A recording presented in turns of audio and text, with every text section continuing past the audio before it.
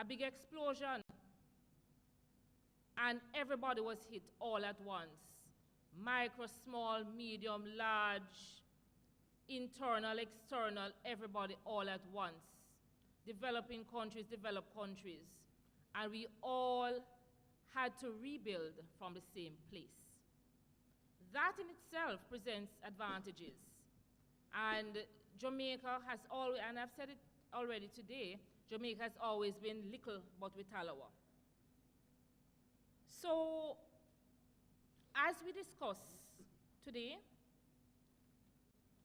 we have the honor of hearing from our panelists what went through their minds, because you notice they are all leaders in their organization. When this bomb hit, what went through their minds? What happened to their organizations? What did they do? What are they going to continue to do to sustain the growth and development? Because I am suggesting to you that they have grown even after the effects of the pandemic. And what is happening globally is a conversation that there is reversing of this recovery in some countries. A reversal because of things like inflation. A reversal because of things like the skills mismatch. And if you think about it, many of you are HR practitioners, many of you business leaders, many of you trade unionists. We have all seen many signs across Jamaica mark vacancy, help wanted, help needed. My colleague in the Ministry of Labor and Social Security, Mr. Lyndon Ford, will tell you it's the first time we have had more vacancies than people. Yes, I heard the murmur in the room. We need to know what is happening. There is also a phenomenon of the Great Resignation in some countries, that people have stepped away from an employee-employer relationship to own account work and consulting. Self-employment. We're going to be hearing from the panelists right now because their experiences are going to be very important to us. Once we hear from the panelists, you will have a chance. There will be a rotating mic, or mics, plural, so that you can weigh in, you can give your comments, you can also ask your questions. All right, and we are on a timed program, so we will go through the presentations and then go into that Q&A. But I will ask that both Mr. Wan and Mr. Fletcher are the opening bowlers in the Q&A section. So we're ready to go. So I'm going to be asking Jackie to start. And we're going to go from mining to hotel and accommodation. And from hotel and accommodation, we go to manufacturing. Then we want to know what is going to happen in entertainment. After we've done that, we're going to be asking Mr. Emil Leiber to speak from that legal counsel perspective in terms of what has he seen in terms of the challenges of Jamaican investors. What does he think needs to be done? And I'm sure we won't escape him speaking about the legislative framework. And right after he does that, Dr. Lauren Marsh is going to tell us what he has seen scientifically through research. Okay? So let's get the ball rolling. What went through our minds? And I think Jillian is asking us to go back to, is this mic working? Yes. Jillian is asking us to go back to March 2020. when the whole COVID pandemic exploded on us and the government took certain steps. And as a business leader, the biggest challenge was how to manage in the face of uncertainty. Did not know what was going to happen, did not know how it would play out. But what we decided to do was to do all we could in our power to preserve life. We recognized, we partnered with our union leadership and recognized that things may get very difficult because we saw in the initial stages revenues fall to zero. And we took a decision, the union, and I'll say this favorably, I use the wrong word, but abdicated the responsibility to us. They said, go ahead, do what you have to do, like you would to your surgeon. You come in and the doctor say you need surgery, and you say whatever you do. And the union did that for us, and I give them thanks for that. They say, do what you need to do to preserve life and limb. And what we had to do was to control costs, all costs. Labor costs being one of them, of all levels of staff, very top, and it's easier to cut at the top because there's more fat to cut, all the way down to try to maintaining a basic income for everyone. So the first thing we tried to do was to make sure to preserve life and limb, to cut costs, and then we went on. Luckily for us in the mining sector, we didn't have the fallout for a very long time. People figured out that they needed to build home offices. People figured out that hotel building projects were still on the plans. So our business did not go under for a very, very protracted period. But nonetheless, what we learned from it was that we could do more with less. People became more productive because people instantly recognized that these were serious times, and we were able to, the over 60s were out of the workforce, so we had to step up the plate. The younger people had to step up their supervision. We could not effectively work from home in our sector, and so that was what we had to do: push for productivity, push for cooperation, and to very, very carefully manage every cent that went out and do our best to get as much dollars in as possible. And that's how we have, I want to say, we have more or less made it through, not terribly damaged, and we've made it through.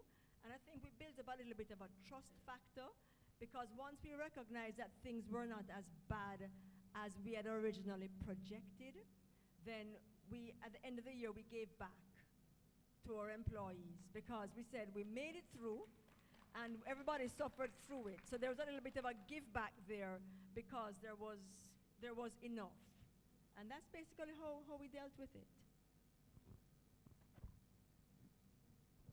Thank you very much, Jackie. Very interesting journey since COVID. All right, so hotel and accommodation, Daniel? March 2020.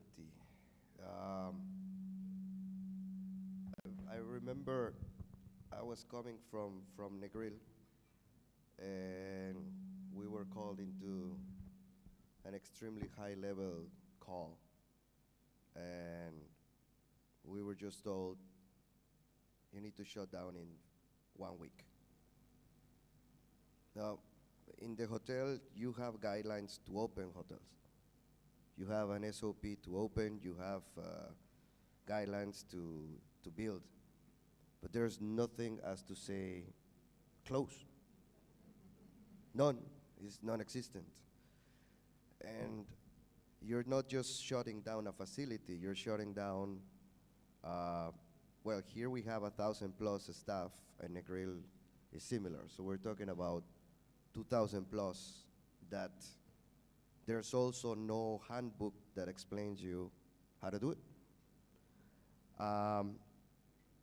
Initially, we all thought, all right, well, let's wait. UK collapse, Canada fall next. When we heard about US, then we said, all right, it's happening. So the 7 days we were given, it turned out to be 48 hours. So we had 48 hours to shut down the hotel, both hotels, and to work out whatever we had to do. Emily is the first person that I call.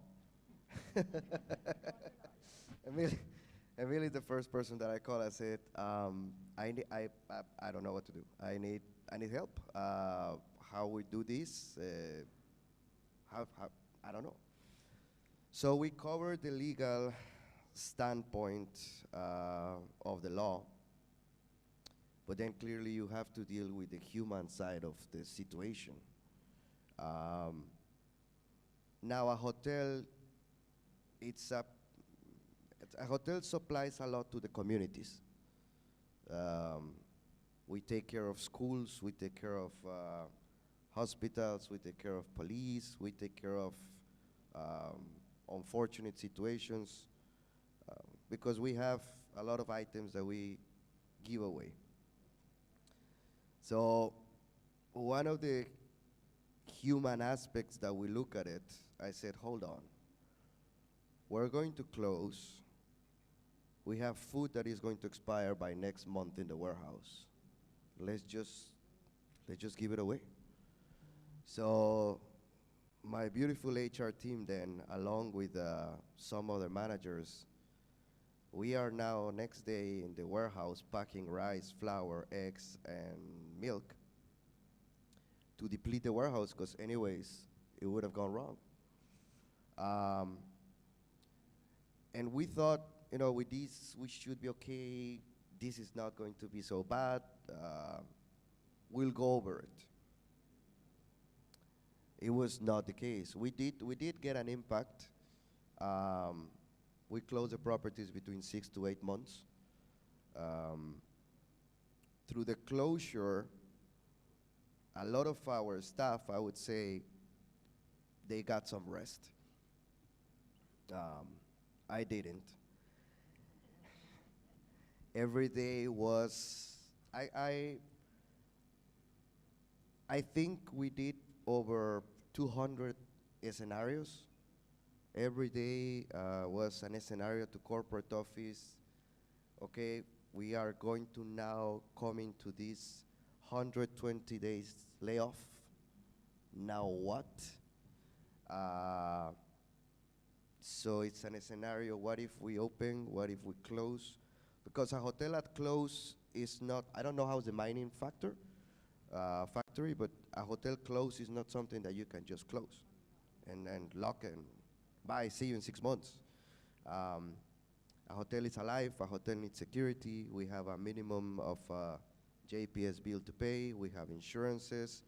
We have equipment that we need to constantly use. We have diesel, we have pump rooms, we have pools, we have, it's a live property. So we were doing a scenarios of how much would have cost at close and how much would have cost if we open at 10%. Now, in the hotel industry, there's no staffing guide that goes below 40%. Because before COVID, we had the impression that no hotel can make money below 40%. So the minimum staffing guide would have been 40%. Now here we are doing staffing guides at 10%. Something we've never done before. And not only that, how can we just break even with the 10%? So it was very challenging every single day as to what if. We live in the world of the what if. Even if the world was to open, at which point in time would it make sense for us to reopen? At which point in time we would have said, okay, staff, you can come back, but what will guarantee that next week I don't have to tell you, sorry, we have to close again, go home again? Because it will cost us an arm and a leg to do that. So then we opt after the 120 days to say, listen, whoever wants the redundancy, we're ready. Come and get it. One of the key decisions that allow us to keep staff and not opt for the redundancy is that we opt to pay you all your vacations. Whatever vacation was accumulated through the period of time you've been working here. So at least to give them something to hold on and not opt for the redundancy. Another thing that we did that I could proudly say there's only 2 hotels in the island that did this, and we were one of those, is we opt to pay a minimum wage for just to stay at home. So we say, all right, I don't want you to take your redundancy. I'm gonna pay you, I believe it was 30,000. I believe it was 30,000 a month just to stay home.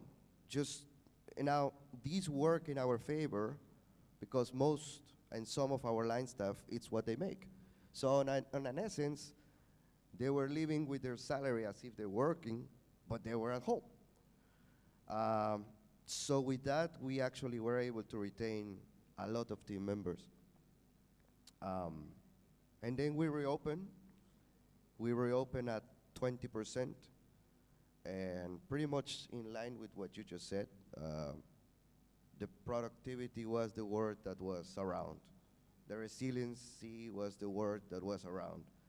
And we all learned how to do 3 and 4 jobs at once. And we were successfully able to run a hotel at 15% occupancy. Something that nobody would ever thought about it. We opened the first day at 12%. We dropped next day to 7, and then we said, all right, let's hold. To give you an idea, at closing, full close stop, this hotel cost close to $500,000 on a monthly basis. Close, 0 income business. That's what it would cost, plus the grill. So we were not losing $500,000. We were not making a cent. We were losing close to 200, but it was better than losing $500,000. And the hotel needed to turn on the lights again and see people, and the bars need to be alive, and so forth and so on. So currently, we're in a good position. I think the hotel industry is in a very good position. Way better than what everybody would have expected, and I think that's where the shortcome of the labor is around. Nobody expected this booming. On our sector, on the produce sector, and some other industries. So that's a little bit of our COVID story. Thank you. Wow. And I am really amazed because it is almost in the minds of hoteliers. That was like impossible. But here we are talking about what became possible. Yep. Thank you so much, Daniel. All right, so we'll hear from manufacturing.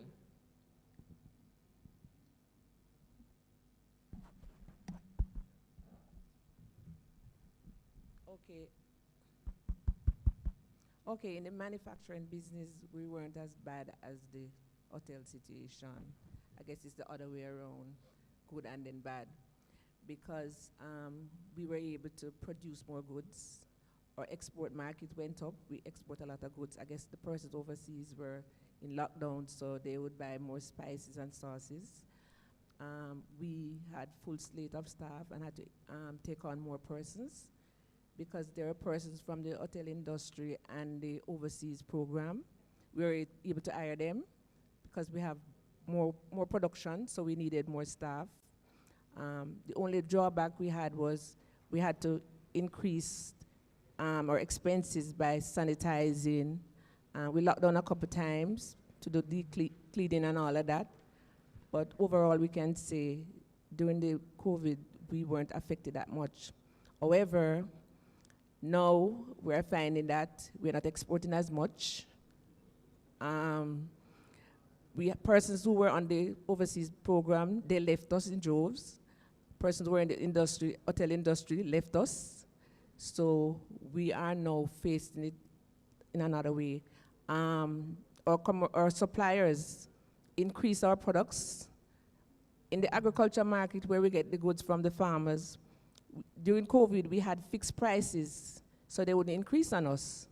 But now we find out they are now asking for an increase because, you know, the fertilizer is up, the chemicals are increased. So we are now feeling it now, post-COVID.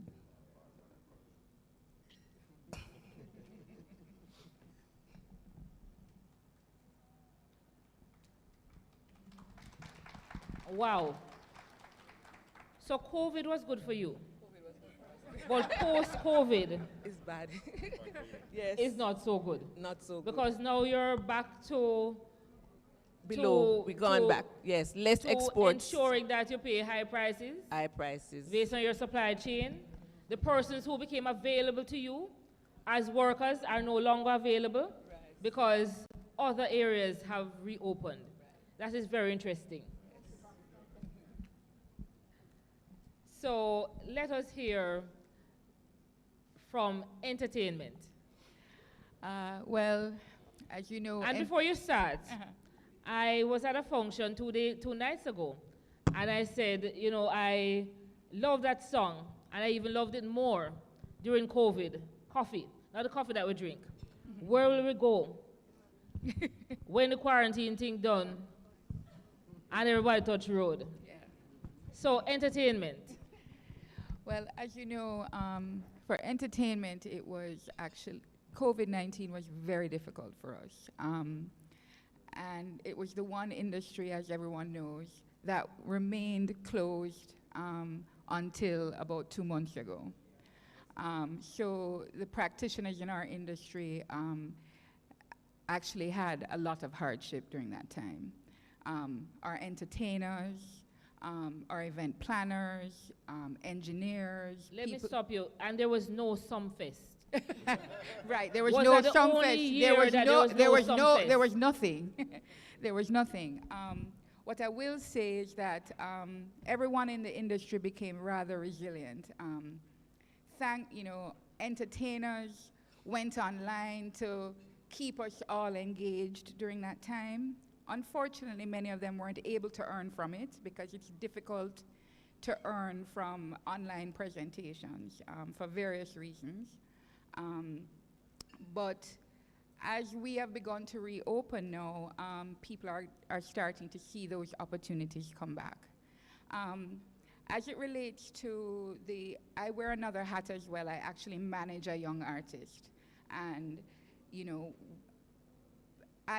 prior to COVID-19, we had a major US tour planned. We were heading out on the road that April to do something like 34, 35 dates. All of that got canceled.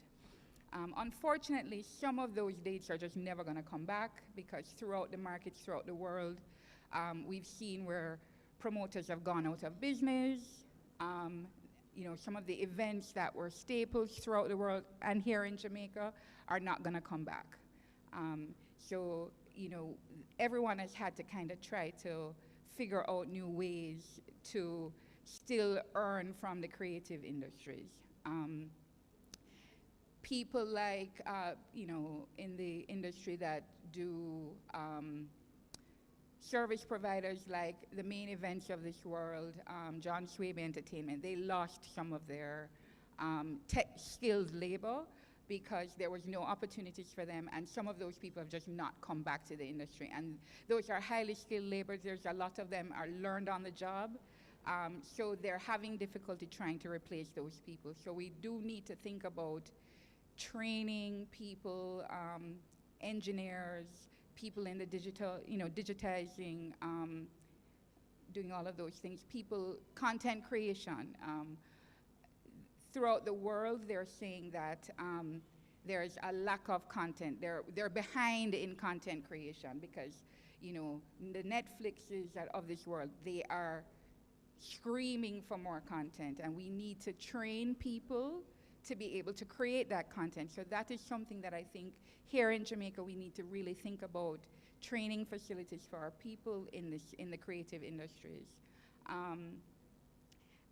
The other thing that I think is interesting, and I kind of touch on with tourism, for example, there's a lot of entertainers who, now that we've reopened, one of the things that the challenges we're seeing with artists is that we can't get visas right now to travel. The US Embassy is backed up for work permits up until next year. I understand, for example, like Chronix was to go after a show last Friday and was unable to go because they could not get visas for his band to travel. And so we're going to need to think about more opportunities for our artists here in Jamaica to work and earn money. And I think, you know, I've seen in some of the hotels where there's a lot of imported entertainment, and we really need to think about maybe creating opportunities for some of our young Jamaican emerging talent to be able to entertain our visitors throughout the hotel industry. I think that's something we all need to think about as well. Wow. That is very interesting because with the border closures, you're saying that our entertainers would have been performing locally. But a large part of what they did was to perform globally. And the border closures meant they were not moving economically, income-wise, and what you have said is also very significant, that their support is going away or has gone in some instances, the engineers, all of that kind of support that's needed.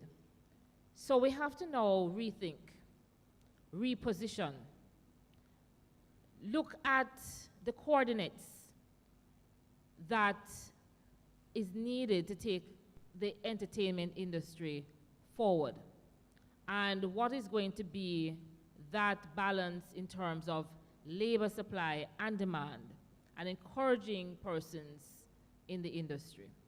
All right, thank you very much, Tina. Let us hear another round of applause for Tina and the panelists that have spoken already.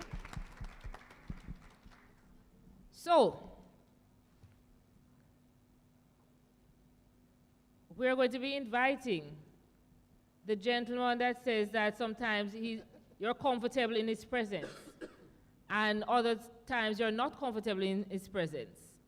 And we're going to be inviting Emil Leiber to speak from the perspective of legal counsel supporting investment in Jamaica, because I know that there are a lot of investors that confide in you and expect you to provide some solutions. You will speak generally, no doubt, about what happened to investors and what are some of the things that had to be done and needs to be done. Over to you, Emil. All right, thanks very much, Gillian.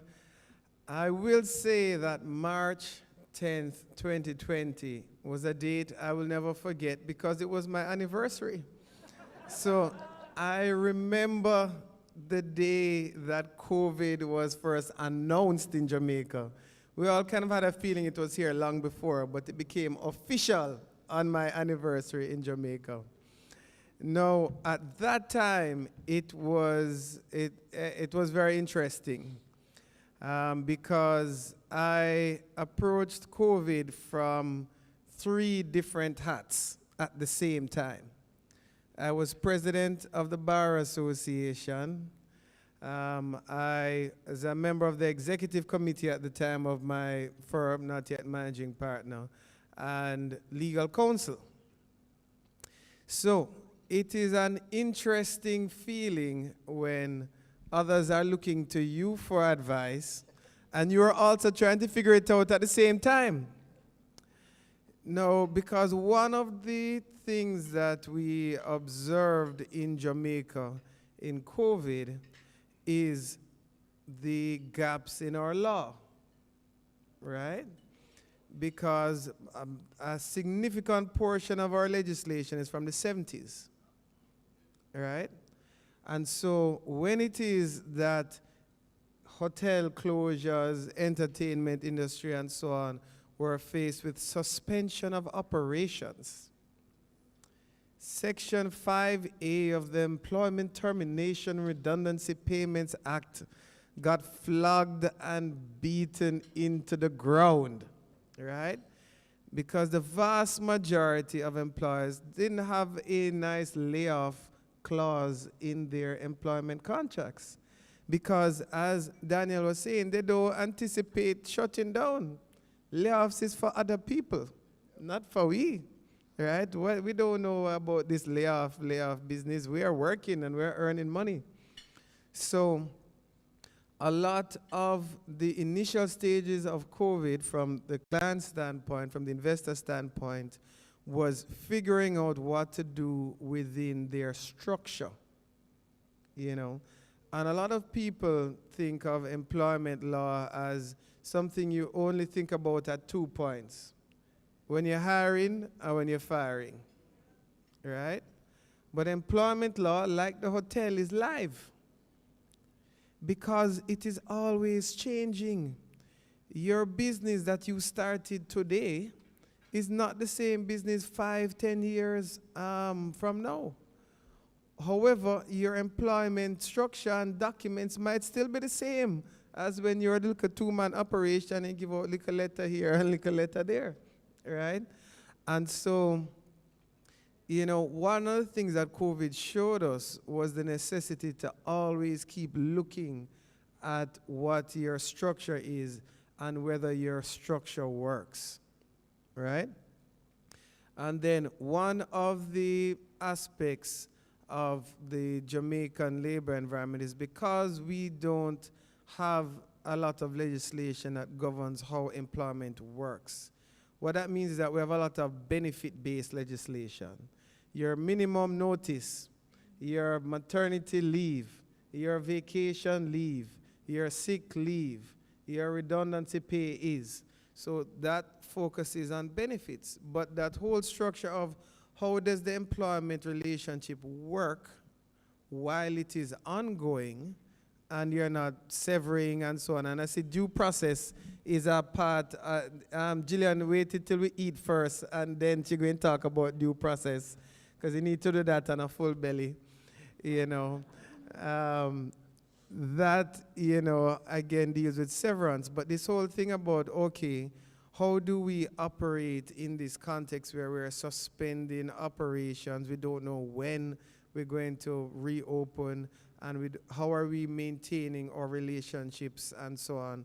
And Daniel gave you what I call a textbook example of how you can do that well, you know, where you remain in communication with the workers and you continue to support the workers so that they're not in a position where they have no choice but to sever.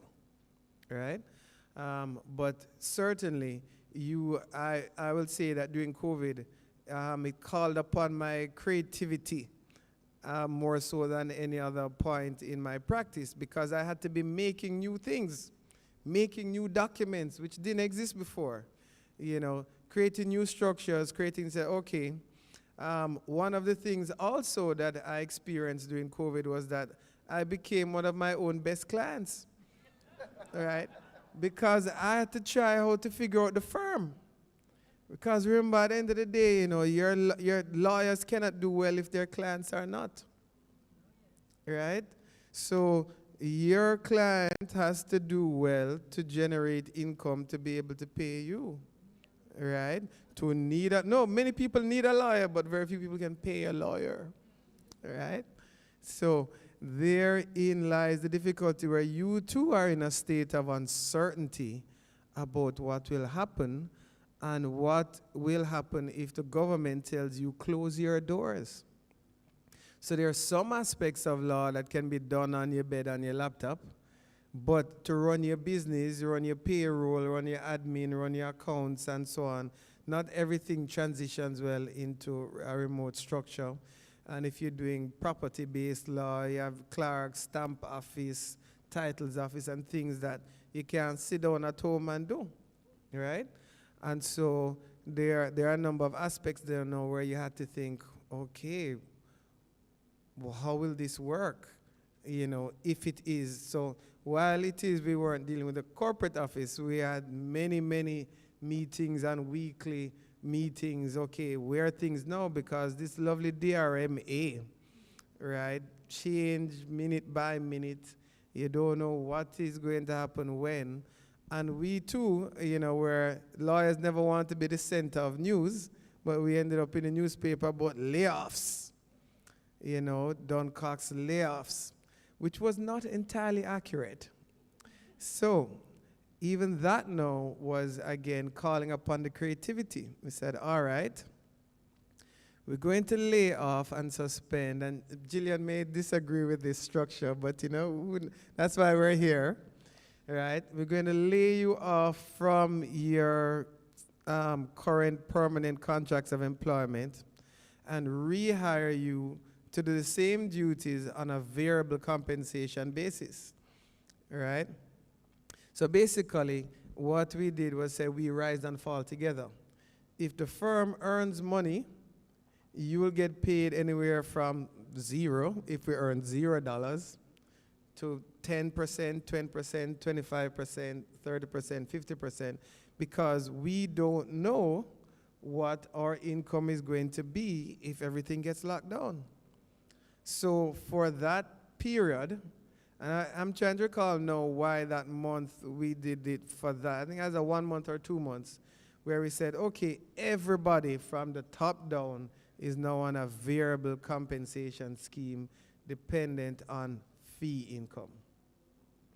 And so thankfully, there was no point in time that we ever had to pay anybody below 100%. But we had to prepare ourselves for the possibility that we could be in that place where, as we know for most businesses, labor cost is your largest overhead outside of JPS. You know, thankfully nobody from JPS here, right? Yes, no. So yes, right. So labor costs for almost any business, right, is one of your largest overheads in doing business.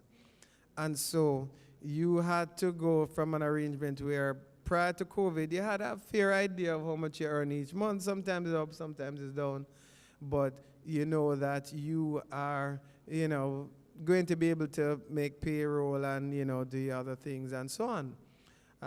But what COVID showed is that, listen, you have to be prepared to pivot, right? And again, and you know, I'm happy to say that it's a bit of a theme where partners down to bearers, everybody was on the same variable thing, you know. I think the partners, we each signed each other's letters, you know, that you're now on a variable compensation scheme and that type of thing, you know, and so it required you to pivot. Another thing now, you know, again, we know how much everyone loves lawyers. Court was locked. If you are an attorney doing criminal law, practicing what they call the criminal bar, representing accused persons, nothing not go on. Dry. Because nobody was being brought to court because court closed. So you can't charge your appearance fee for your bail application and so on. So what you doing, right? And so you had to learn to pivot. When it is that the Bar Association, a lot of its income was from putting on seminars, right? Doing training seminars for lawyers, which are in-person events. I think I'm now probably one of the foremost Zoom experts in Jamaica. I had to create the Jambar Zoom platform, set it up for webinars the add-ons, the increased cloud storage, the this, the that, and so on, to set it up for registration, go online, and now provide a product that was a face-to-face product and had been for many, many years, and now make it into a virtual product, right? When you're dealing with meetings now, which had legal requirements for physical attendance and so on, you have to say, okay, how do I legally have a virtual meeting, right? Because yes, you can always click on to your video platform of choice, but is it legal, you know? And so, and at the same time, you're working with the Chief Justice trying to figure out virtual court, right? So that was another thing that he had regular meetings to do that again to try to pivot. Now, one thing I will say is certainly in terms of virtual court and even the virtual seminars for the Bar Association and so on, and even from the perspective of the law firm and client meetings, is that the takeaway from COVID is that a lot of the things that you thought you needed to drive in traffic to do, you now realize that you don't lose much, right? Once it is that you either have cameras off or ensure that you have on a shirt if the camera is on. And, you know, I've found that an unwritten rule is that women determine whether it's a camera on meeting. Because a woman, you know, if you have female members of the meeting, they tell you, I can't turn on my camera right now, you know. As versus, you know, a man don't really care too much how they look on camera or not. And, you know, you have even some judges in other jurisdictions, thankfully, who will have their camera on and the shirt buttoned down to the navel. You know, some people are too comfortable with their bodies, we learned in Zoom, you know. But certainly the takeaway is that there are a number of things that can be done efficiently using a virtual platform. You know, and even the fact that this very presentation is now being broadcast on YouTube, so you open up your audience, you open up your scope, you know, and then it opens up your potential base, all right? So the people who would not have been able to drive, fly, travel to participate in whatever enterprise you're doing can now at least observe. Now, again, pricing mechanism is a challenge for that as well. But again, it forces you to pivot.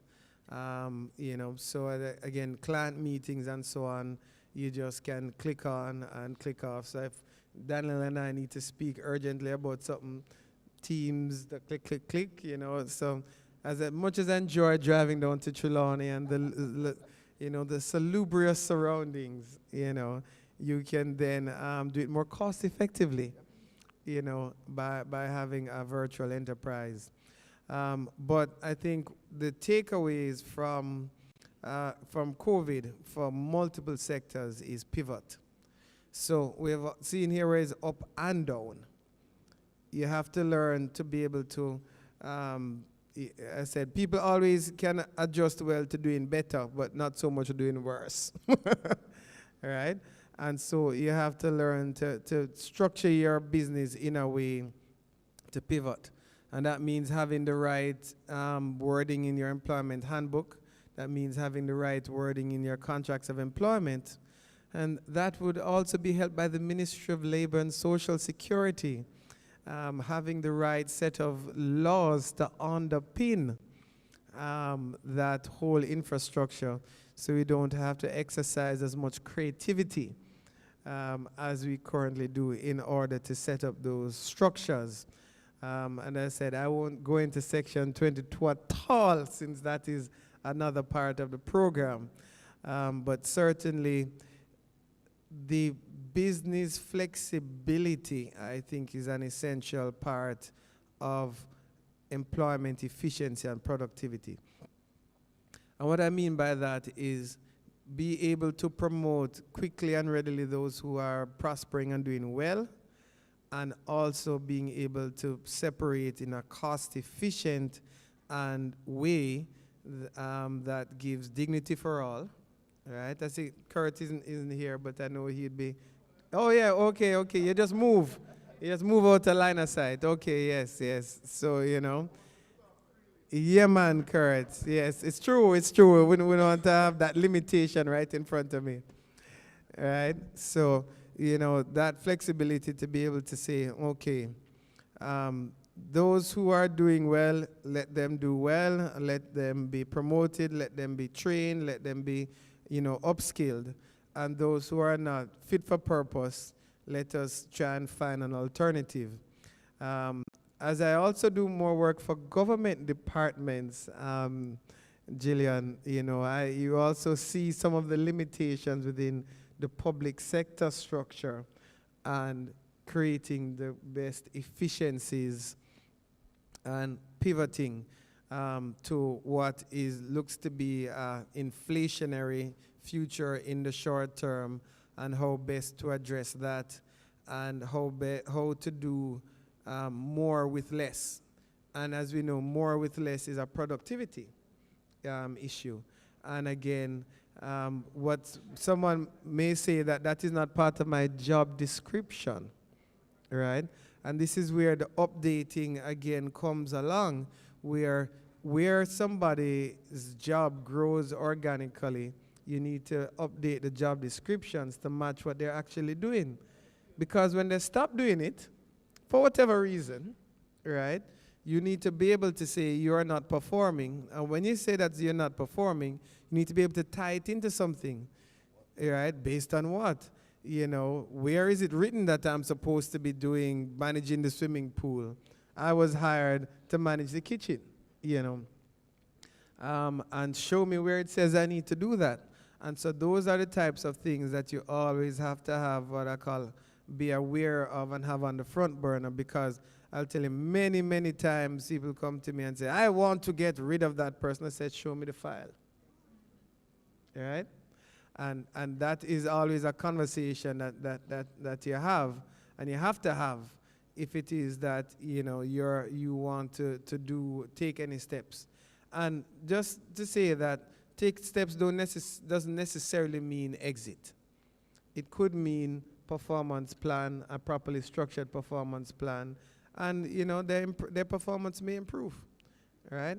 And so it also means creating an infrastructure where that performance can grow and develop. Thank you very much.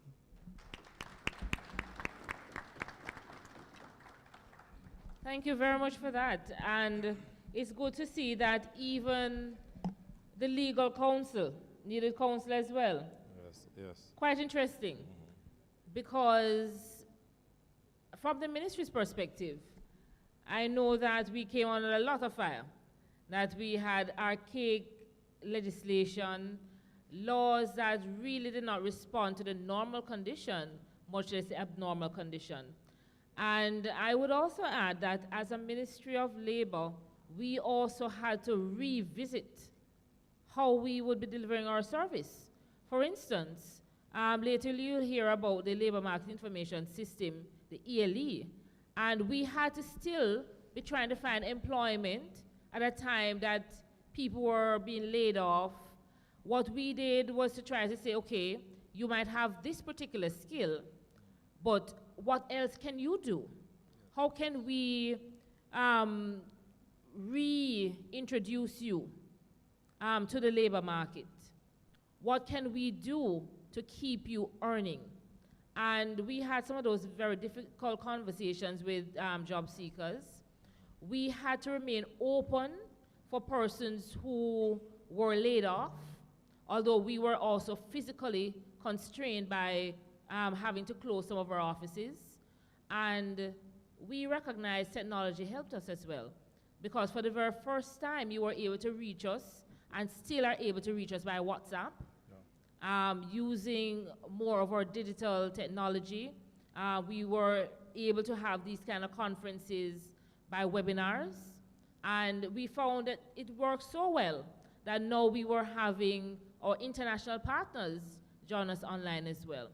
So even as a Ministry of Labor, we had to rethink it. We had to rethink what are we doing with our staff as well. How do you handle extended absence from work due to COVID illness, and also periods of even travel-related quarantine? Many of those conversations. So all of us are saying that there was a problem. And I like the word you use, Emile, pivot has become such a buzzword because it means that you have to stand your ground, but you have to shift in a way that you don't fall down and that you can continue to rise. All right, so having said that, I'm going to invite Dr. Lauren Marsh to just tell us, what are the workers saying? What have they said? Yeah. Because all of us saying all these Yes. beautiful things, but let us hear the voice of the worker. All right, thank you very much, Jillian. Emil, very good presentation. But Mr. Gillespie, I want to commend you on the wage floor you mentioned that you implemented for your team members or staff at the hotel. Very good. The fact is, colleagues, that based on my observation and research, and I will make reference to a study we did entitled The Impact of COVID-19 on Jamaican Workers. Very powerful study we did with the Ministry of Labor. Jillian, thank you again for the support. What we're realizing, colleagues, is that we are hearing talk and seeing action of organizations as a result of COVID-19 tending to making positions redundant or laying off workers. The issue I'm observing for a particular period is that none of this particular approach or action is guided by any kind of empirical data or due process. And let me expound on that. I've had colleagues who will approach me and say, Lauren, we need to lay off some persons or we need to make positions redundant in the organization. I say that's understandable, but where's the rationale? What are you going to use as your benchmark to say you're going to make these positions redundant? And in many cases, nothing comes to the fore. That's going to create an issue going forward. Because in many situations, you'll find where the employee will believe that it is either discrimination in some cases, especially if that particular individual doesn't have a good relationship with management. Good? If you intend to lay off as well, you need to ensure that you rationalize the process.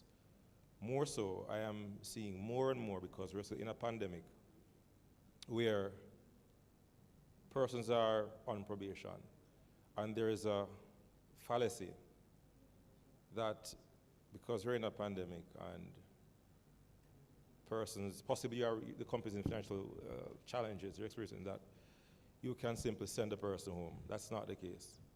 I'm also saying to you that if you intend to sever the employment relationship during the probationary period, you also have to rationalize that particular approach that you intend to take. Good? Going as well, also linked to what I'm saying is the whole matter of due process. Again, the pandemic caused a lot of hysterical behavior from my colleagues in both the public and private sector, more so the private sector. And what they will want to do at times is to essentially ignore some of what Mr. Leiber spoke about when he mentioned due process. They want to simply ignore the disciplinary hearing process. They want to send the person home immediately. I'm saying to you, if you do that again, there will be a violation of established labor laws. You still have to go through the process. Good? And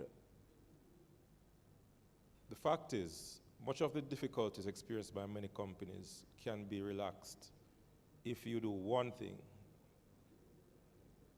communicate effectively. Good? So I'm saying to you, the company is going through hardships. It's understandable. We're in a pandemic. Historically, there is an antagonistic relationship between employers and workers and worker reps, like my good friend Kurt here. And historically, I don't know if you're like that in work, Kurt. Right. I'm saying to my colleagues in both sectors that what you need to do essentially is communicate with workers. And I tell you why. In the research I mentioned just now, the impact of COVID-19 on Jamaican workers, I asked a question to the employees or participants, and we sampled over 1,000 persons. And we asked them simply if they believe that the hardships experienced by employers today, if they're real. And 80% said yes, they understood and they do acknowledge the hardships. But what doesn't happen is the communication.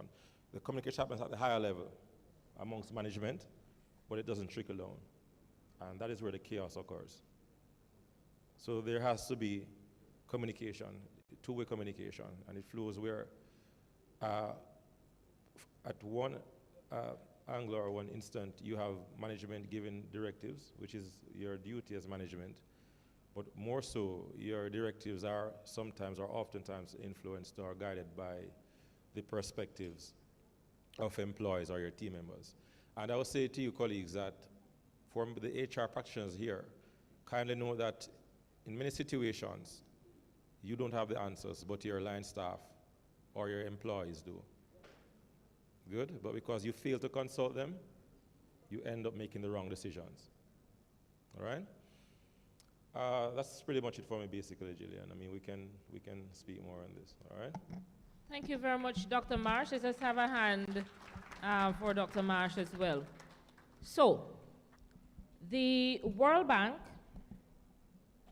has said that there's evidence of economic backsliding. So too, the United Nations, the UN, is saying that global job market recovery has gone into reverse. I am not certain, and I know that places like the Planning Institute of Jamaica, the Statistical Institute of Jamaica, and other research arms will be looking at this in Jamaica. But I want to hear from our panelists before we open mic to Mr. Wan, Mr. Fletcher, and we'll have a few others from the floor. What is that one thing that needs to be done in your respective industry? I'll give you two if I must. To ensure that the gains in terms of labor market recovery in Jamaica is not reversed. Jackie.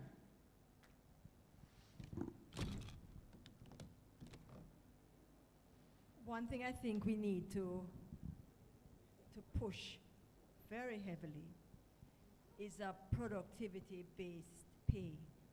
We used to have, or we're accustomed to being paid an hourly rate. Even if the lawyers do it, they just get paid a very, very big hourly rate. But we habitually pay an hourly rate, or at the very best, a monthly rate. No matter what you do, you're going to get your pay. And one thing I really want us to move towards is a properly defined performance incentive payment, where based on KPIs, performance indicators, you get paid. I turn up at work every day, maybe don't do a thing. At the end of the month, money in my account. And the KPIs don't matter. And we see during the pandemic, we saw how much more we demanded of people and people responded. Whether it was a whole fight or flight thing and adrenaline kicked in and people were doing more than one job. What we're looking at right now is people are starting to say, well, COVID done, and the lethargy has come back.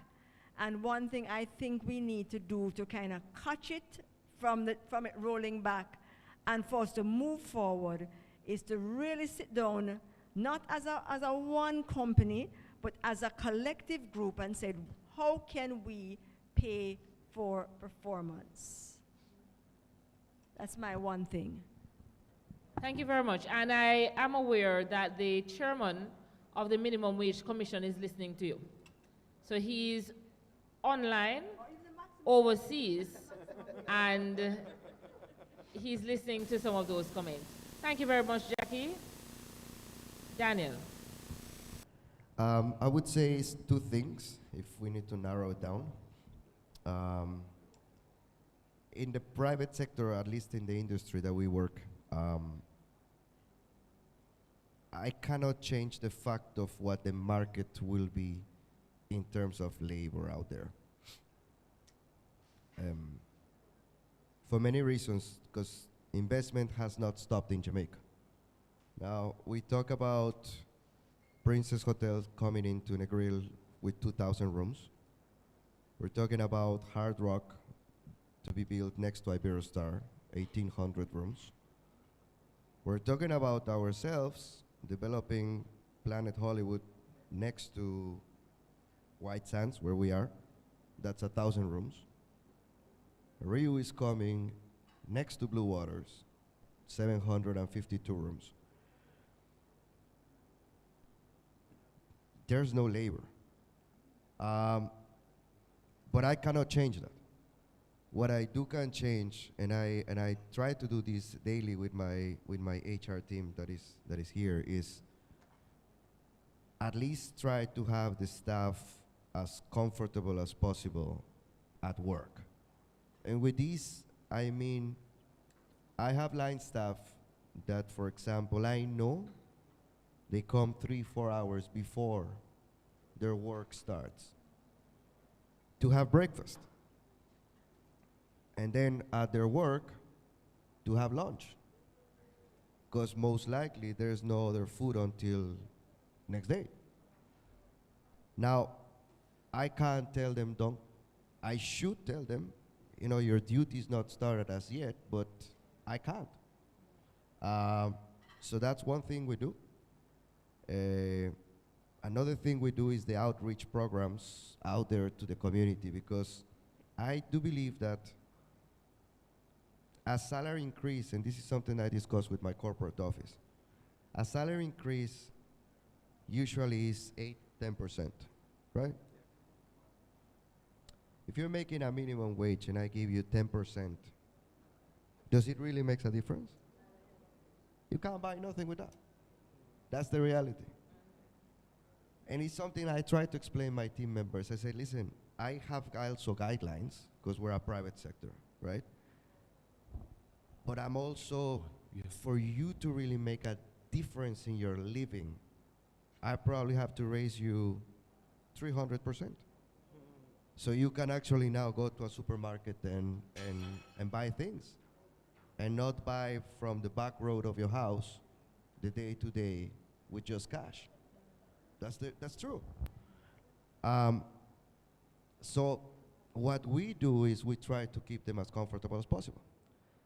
With the community, we try to also take care of them. As I said, the hotel, it's an industry that month to month we can provide assistance to whoever requires. From linen that might have a little hole, but the entire sheet is fine, we give it away. Linen, bed, mattresses, products due to expire, food, paint, labor, you call it, we can do it. I believe that where the hotel is positioned, if the community that supplies somehow most of the labor to that property, it's okay. Really and truly, your workers will not seek other ways of employment. Because at least nobody works 8 hours in a hotel. We're not a bank. We don't shut down. Nobody works. But at least if those 10, 12 hours you're here, you can be comfortable. It might be a better environment than actually at home. So they're fine. And I think that's something that most industries should try to do, because the reality is the labor out there right there. There's none. I did a job fair 4 weeks ago. I was hiring on the spot. Can you work? Sure. What can you do? I can make eggs, cook, one time. But now I have a challenge, because I might hire you today on the spot, but you need a police record. And you might not get a police record until next month and a half. Or you might have a police record, but then to work in kitchen or anything that touches food, you need a food handler's permit. It might take another month and a half. Or you might have police record and food handlers, But now you need a bank account. And you currently cannot walk into NCB or Scotiabank and say, I would like to open an account. You need an appointment. So, again, it trickles down to say, there might be some people that actually wants to work, might not be skilled, but they have the willing to do it. But we are facing those obstacles through government, and there's not much we can do about it. So that's where I would put my 2 cents. Thank you very much. And it is very important as we encourage employment to remove or reduce those barriers to employment that you spoke about. And a community that is supported by an organization will yield good support from its workers and commitment. So thank you very much for those. And I recognize also that even in your industry, you have had a challenge finding workers. All right, so just going through, I think I'm down to one. One thing that you can do in your particular area to ensure that there's no reversal of the recovery. Emile. Well, all right. It's hard to pin a lawyer down to one, but you know, I'll say. And you know why I looked at you that way? I know. Because lawyers are normally long-winded. I know. What Emile is not. I'm working on it. You know, it's a vice. I'll say communicate and apply your policies, because this is one of the things that occurred to me when Jackie spoke. One of the hardest things to do is to get managers to regularly assess, right? So it's one thing to have performance-based pay, but to get the managers and supervisors to conduct the assessments and truthful assessments, not path of least resistance assessments, is one of the hardest things that I've seen. And I'm even speaking internally as well as externally, all right? And so I would say communicate, have worker buy-in, and even again internally have social activities. You know, work does not need to be a place where all you're doing is working towards the common objective, but also building connections that makes you less likely to want to leave. I'll end it there. All right, thank you, Emile. Tina. I think I touched on it earlier. I'd like to see some greater protection for our Jamaican entertainers within our market here. Like I said, we see where in a lot of the hotels they're imported entertainers, and we have a wide range of entertainers here who are not getting the opportunities. I want to see greater training for the technical people involved in the entertainment industry, so that it opens the opportunities up to our young people more. And you know, at the edge, you know, in encouraging our high school students to look at the creative industries as opportunities for employment. And I think, you know, there might be some, touching on what Mr. Wan spoke about in his introduction, where he spoke to, you know, the gap with school leaving, the low level of pass rate. Perhaps we need to, and it might be a bit of a radical view, but we perhaps really do need to look at our education system. Is the CXC system that we have really preparing our young people for the labor market? Graduating with a CXC in geography and history, is that preparing you for the jobs that are out there in the market? Wow, what a powerful note to end that entertainment comment.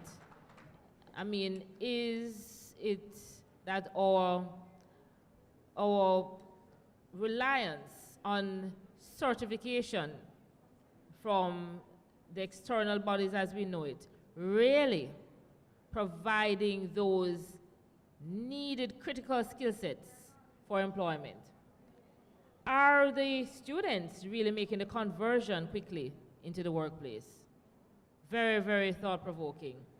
All right, so we are going to be hearing from manufacturing that one thing that will ensure, well, you're saying that there has been a little reversal.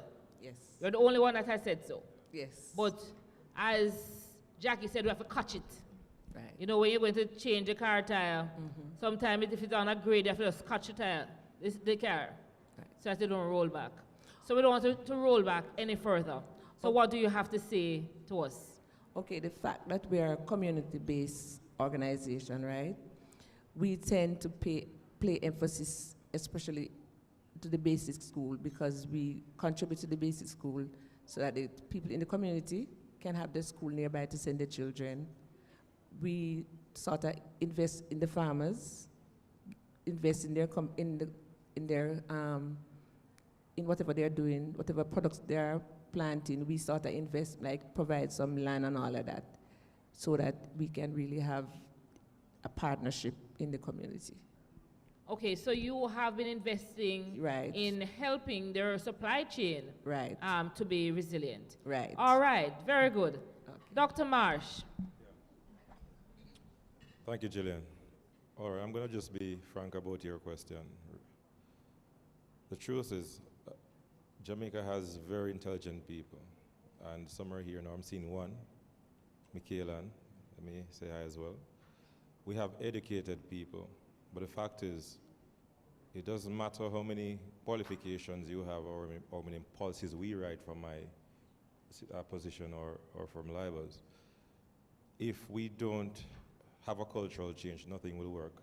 And if it does work, it's going to be temporary, really. So there has to be a shift in what we call the collective conscience, really. We have to have a common notion of nationhood and where we need to go. And if you look at the information which is online, as Jamaicans, we're all over the place. We don't even know ourselves at times. We're misguided and we're lost. So the fact is, our leaders now need to guide us in the right direction. And that requires a cultural change, not a PhD or a master's. There has to be some collectivity in our thought processes. Thank you very much. Very powerful way to end. Let us have a hand for all the panelists. Collectiveness. And I'm happy that that is the point on which we ended. So, Mr. Wan, you have one response to the panel. Microphone, please.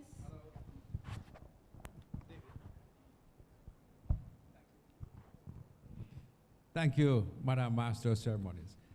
I only have one question.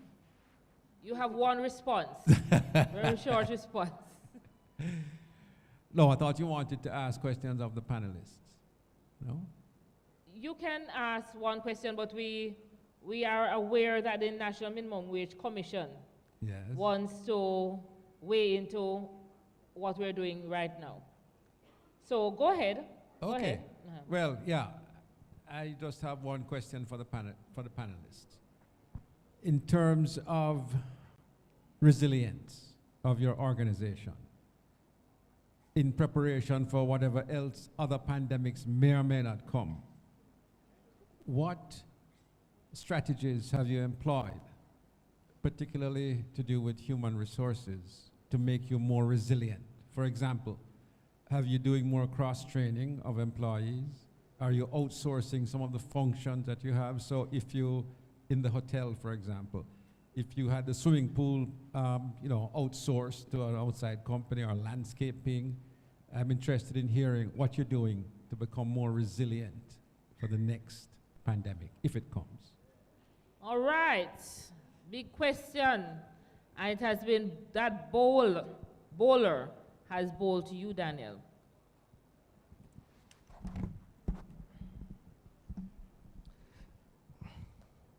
I hope there's no other pandemic. I don't foresee it, but I don't think the pandemic is fully over. I think that's the first thing we need to realize. It's the COVID name is still around. Now might be called monkeypox. Yeah. I think we have learned from our history. One thing that we're doing right now is a massive cross-training, as you rightfully said. We have learned that an individual, and we learned this when we were doing some of the redundancy processes. We have a lot of staff that their position disappeared, but they could do something else.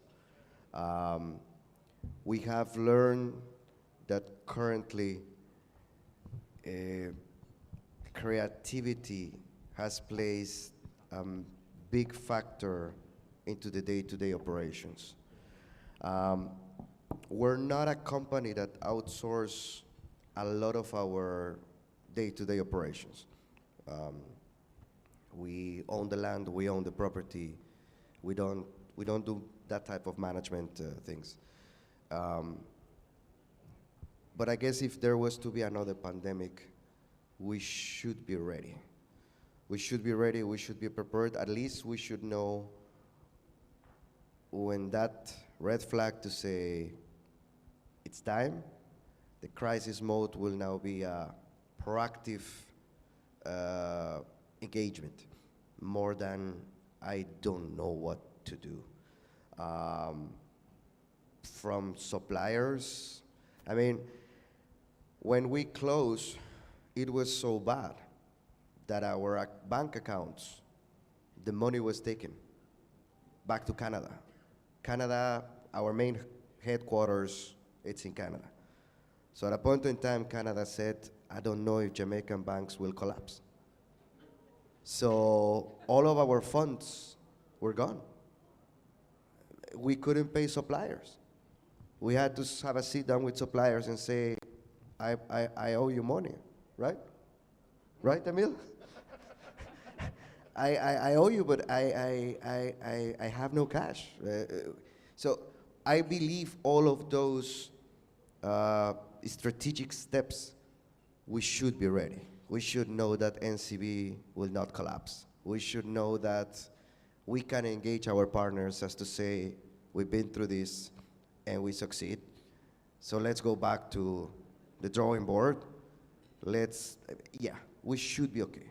Our team members are confident, and at least I could say that Royalton, speaking on the hospital industry, I'm proudly to say that at least this company has very good lungs. We just don't have hotels. We have airline in Canada. We have Nexus here. It's a company that just don't have the structure. We are vertical integrated company, so we should be okay. We're good. I just hope we don't reach that stage, but we should be okay. All right, so that reassurance you, Mr. One. Mr. Fletcher, do you have any comment, question for the panel?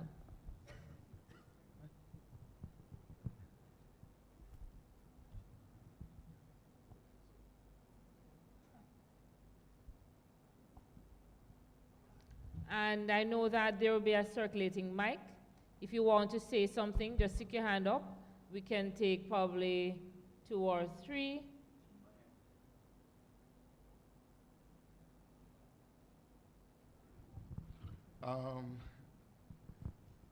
Good afternoon now. I, for a while, thought that Mr. One was looking in my notes, because one of the question that I really wanted to ask is, how prepared are we going forward if there were to be another situation? But I broaden it to say,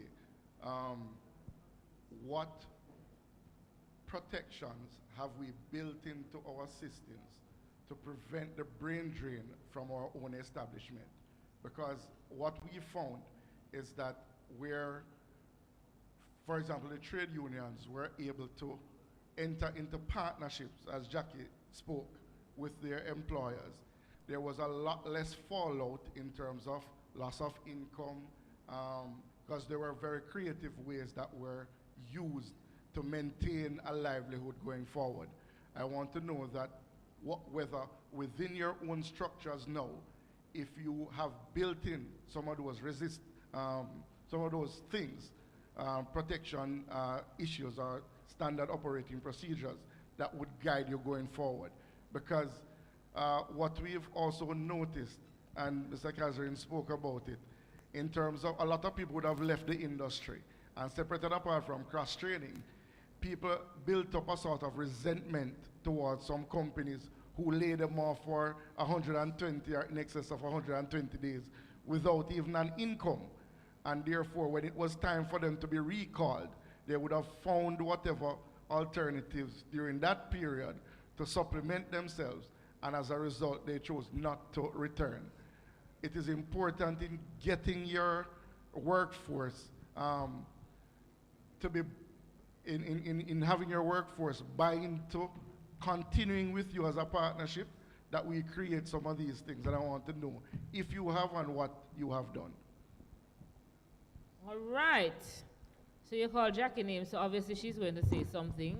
And I'm going to find out if any of the other two ladies would want to say something.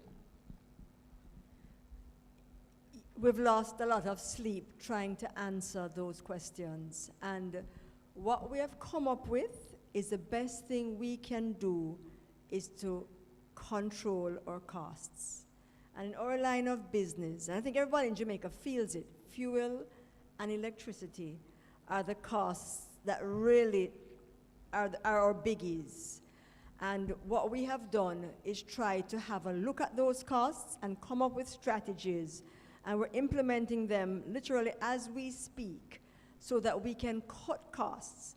Because once you cut those costs that are just standard regardless, then you can move forward. The next step, having cut those costs, or as we work towards cutting those costs, and just to mention how we develop the systems, we have what you call borrowing a Japanese term, we developed strategy A3s. We know what our corporate vision is, and we sit down, or we are sitting down, I should use that present continuous tense, sitting down to determine how we can come up with strategies to reduce those costs. Once we have come up with them, or as we come up with them, we're trying to implement them, and then the next step is to make sure that our staff buys in, is tooled up with the right attitudes and training to make sure that they can perform at that level. And that's one of the challenges that we're facing right now. It's been mentioned, and I know CXC may not be the best measure of a person's performance, but what we have found is when people come to us and can't pass nothing, yes, we may be able to train them to operate a front-end loader, but they can't do the next step. They can't look at a code and report back to you and say, I see a code come up on your loader. It means something is about to happen. They can only mechanically operate it. So that's something else that we're looking towards. We're going to have to upskill to make sure that we have people with some measure of trainability. And for right now, having even one CXC is an indicator, because I can take that basic and build on it. But the person who has been through 11 years of school and has not been able to turn even one subject, whether it's home economics, nothing at all, I have been unsuccessful in getting those persons to go to the next level with me.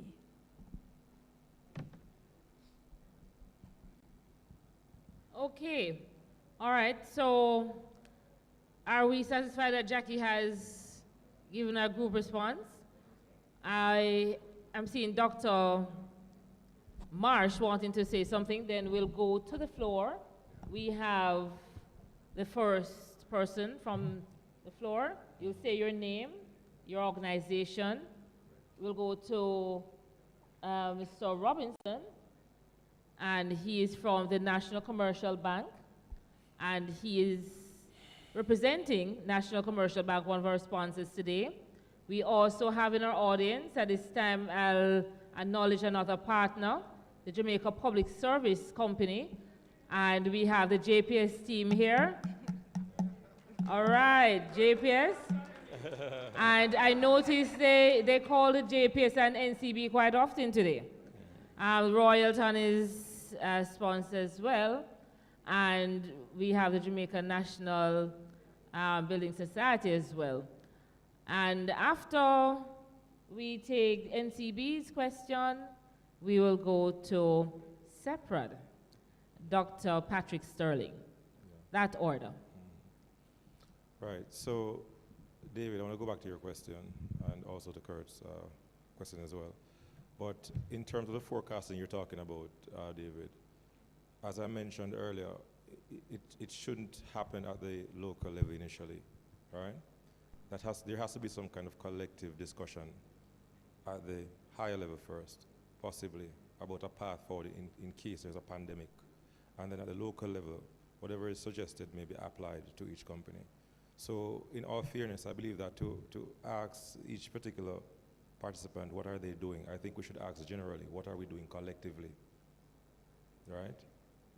And then we deal with it at the individual level based on what is recommended, right?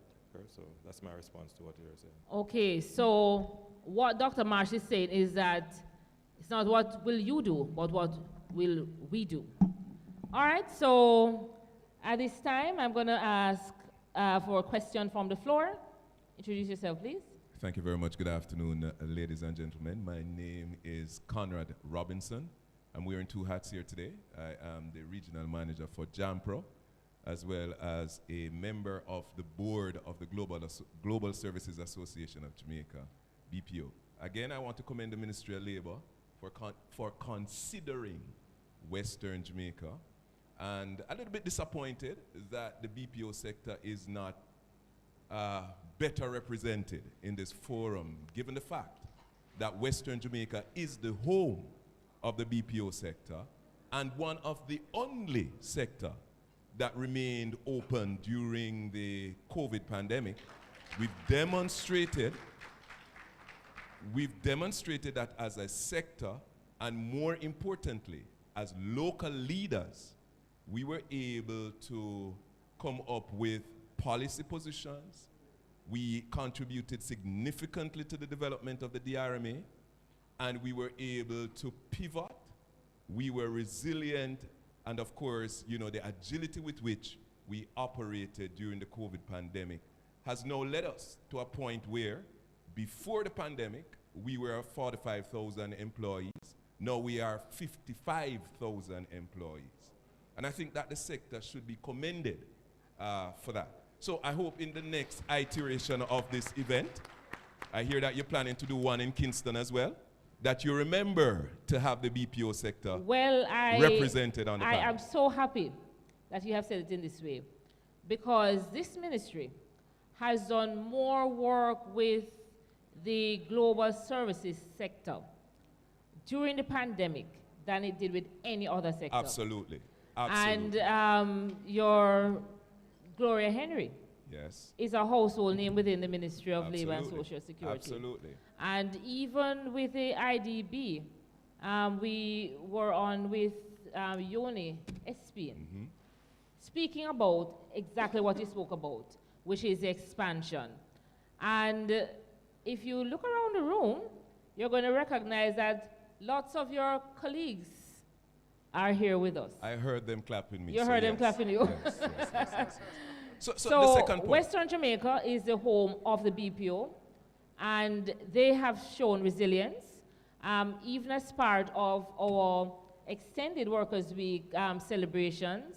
We gave a special recognition 2 days ago to the sector, as well as the Hotel and Tourist Association. So this ministry is so happy that youth employment was supported and continues to be supported by the global services sector. I see my colleague Lyndon Ford nodding, because that was one of the first sectors that came along with us when we said we wanted to have the continuous employment during the pandemic. We couldn't go out to have the job fairs physically, but we had the job fairs virtually. And even to date, we continue to have them. So we want to thank you all from the BPO global services sector, otherwise called nearshoring, because I think Jamaica is becoming the hub of nearshoring. Absolutely. So real quick, and I thank you for that. So the second hat is the fact that I represent JAMPRO as well. And as you well know, JAMPRO is a government agency that has responsibility for investments and so on. So Daniel, you and I will talk. But the point I want to make, that investments never stopped. And people are continue to invest in Jamaica, but we do have a critical problem with the labor pool, right? And that has to be addressed.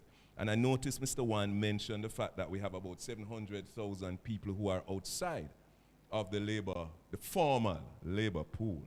And I think the Ministry of Labor, one of your to-do is going to be to find out what is it that these 700,000 people are doing. Why is it that they are outside of the labor pool? And the next thing that we need to do in order to prevent the great resignation or the slide in terms of labor and so on is to ensure that we have fit for purpose a labor pool. Yeah? A fit for purpose labor pool. We have many sectors that has emerged as a result of the COVID pandemic.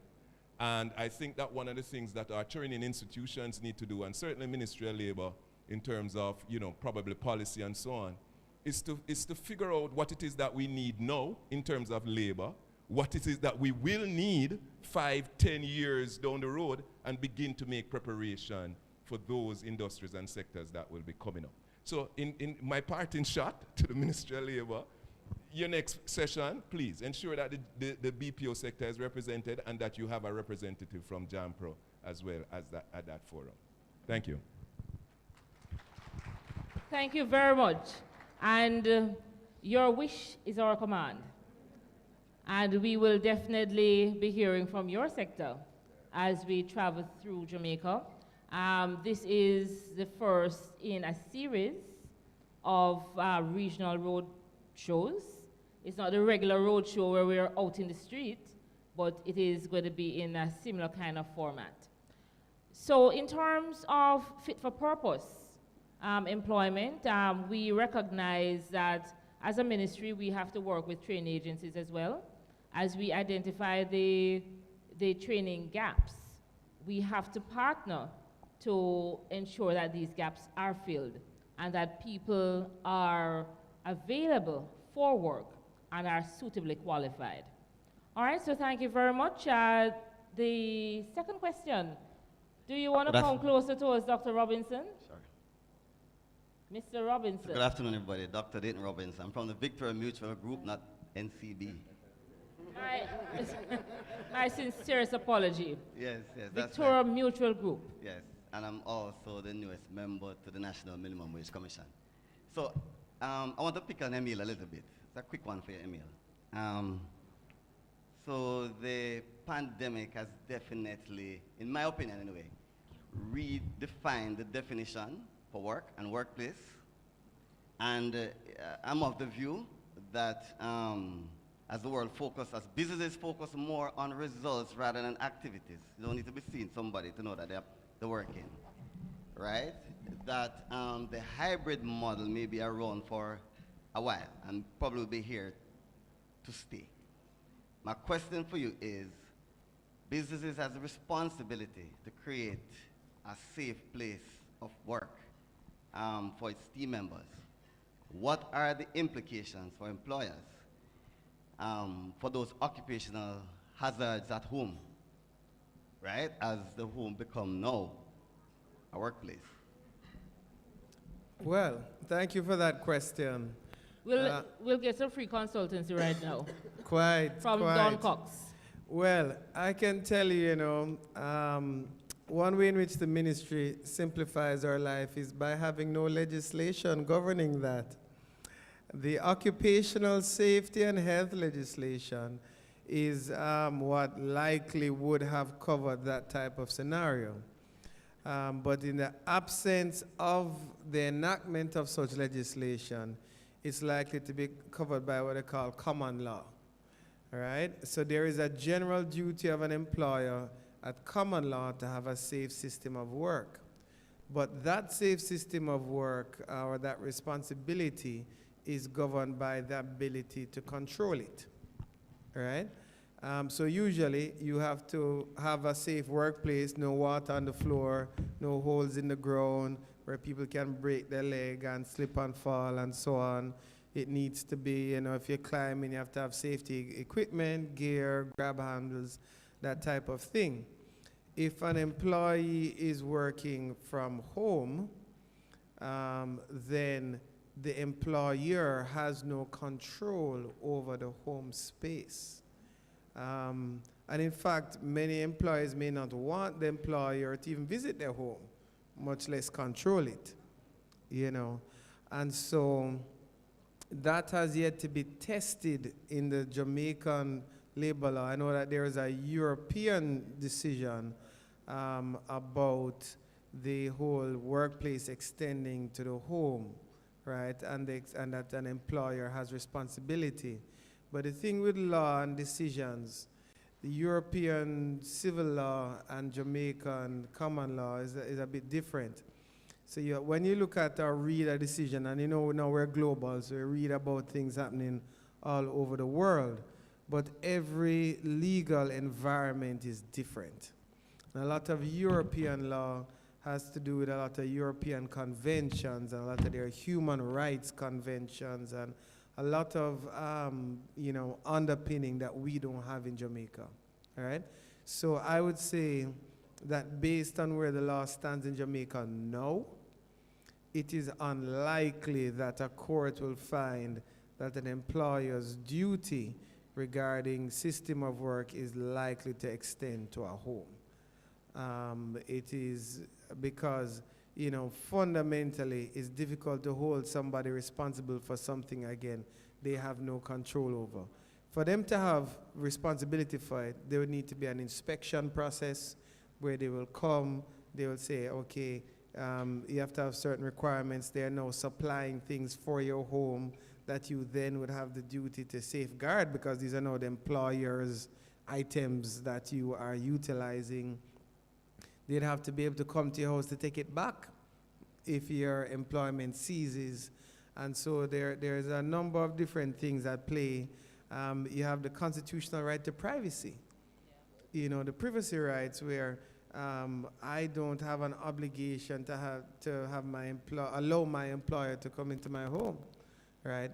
And all of those things. I know for a fact that government has stayed away from any such type of responsibility and scenario. But so I will say that the answer is no. We're not likely to have, a court is not likely to find such obligation unless and until we pass legislation that extends the scope to cover something like that. Okay, thank you. And our final question before we bring the curtains down on this part of the presentation segment will be from Dr. Patrick Sterling. Dr. Patrick Sterling?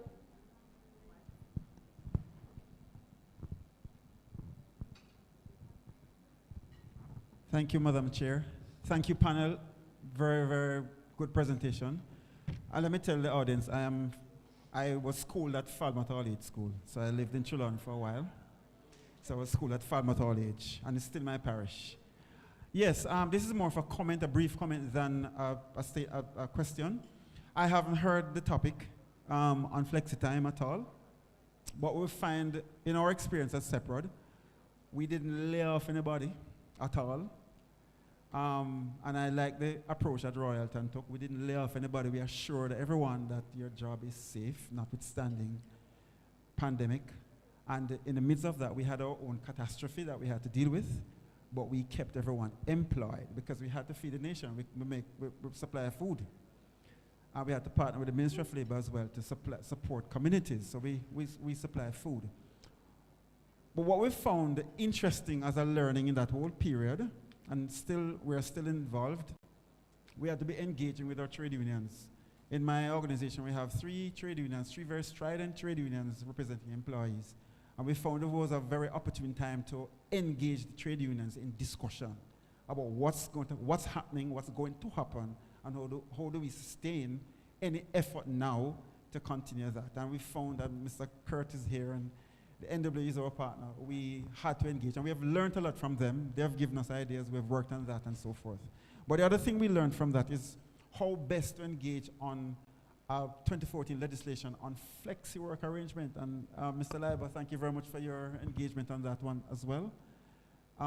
In just discussing and engaging the union in implementing, we found that we had to fast track flexi work arrangement as a corollary to keeping people employed. So we're saying we keep you employed, but we have to extend some hours. Some days we have to work this way so that we can keep you employed. And that for us worked well, particularly layering the foundation with the union in making it work. I haven't heard it said by the panel, but I think it's going to come up later. We should not leave here today without looking at how we leverage flexi work arrangement in a time like this, as we engage and consult and discuss with the trade unions. Thank you very much. Thank you very much, Patrick. And as I might have been indicating, this conversation is one that can't done. You know, so we draw a long bench today, because when you draw a long bench, it's a long conversation. And we have to cut it short for today, but we will have to continue this discussion at a national level. And I would just want to thank all the panelists. Please put your hand together for them. They have brought home the essence of what the theme for Workers' Week this year is, and the theme, repositioning Jamaica's labor market post-COVID. And this is the pivotal point for all entities, all industries. At this time, we're going to be moving into hear from the chairman of the National Minimum Wage Commission, Dr. Robinson, Ronald Robinson. Is he on? Dr. Robinson?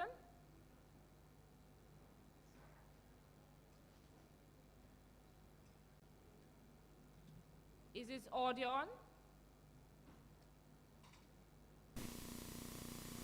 Hello? Yes, we're hearing you, sir. Okay, great. And he is not local, he's global. Thank you very much. Are you ready for me? Yes, you may go ahead. Okay, great. Thank you very much. First, let me just thank you all for having the National Minimum Wage Commission. Thank you very much. May I greet all the officials from the ministry, the hardworking personnel, and certainly our hardworking secretariat led by Ms. Barrett from the Ministry of Labor. Thank you very much for accommodating us today. For our distinguished guests and panelists and all of those that are attendees, it's certainly my distinguished pleasure and my pleasure to address you today. We do have the other 2 members of the commission that are here. We have St. Patrice Ennis, who is also on remotely, and he represents the Jamaica Confederation of Trade Unions. And we also have, as you would have heard earlier, Dr. Dayton Robinson, who is the newest member of the commission.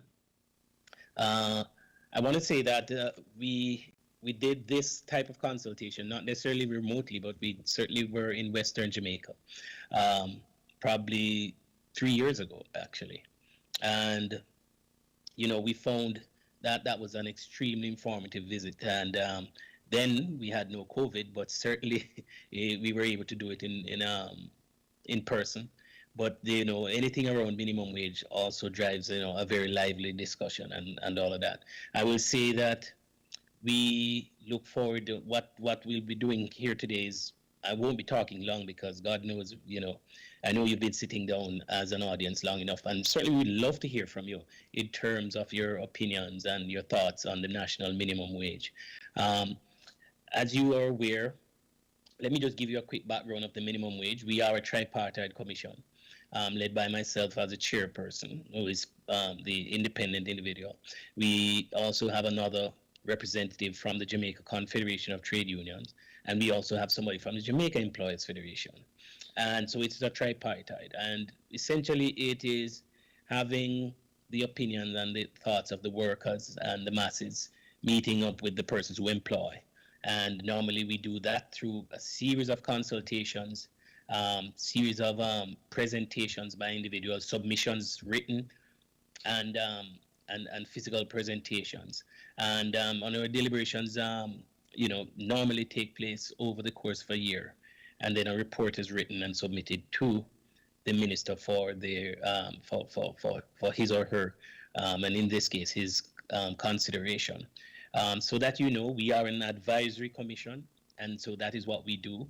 And so recommendations are not necessarily, well, they might not necessarily be implemented, but certainly we would seek to give the best advice based on our consultations. As you are aware,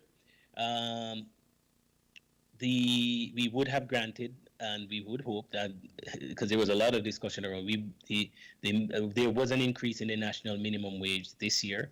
Of course, the report, which was submitted in February of 2020, was really at the beginning of COVID. And of course, it was a time of great uncertainty, and the country was almost into lockdown and all of those other issues.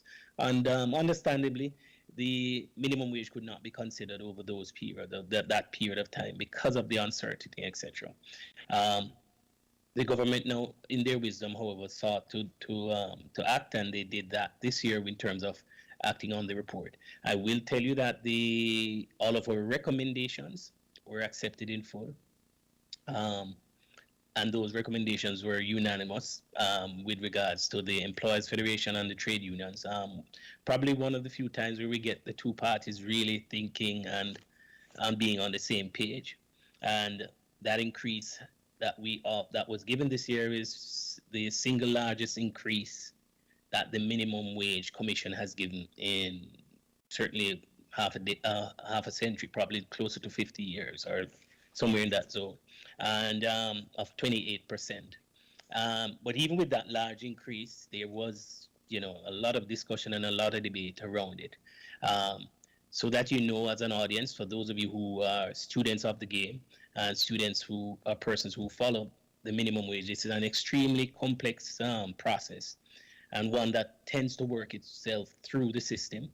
And so it's not something that one can be flippant about, etc. And, it has far-reaching effects on both macro and micro economic policies.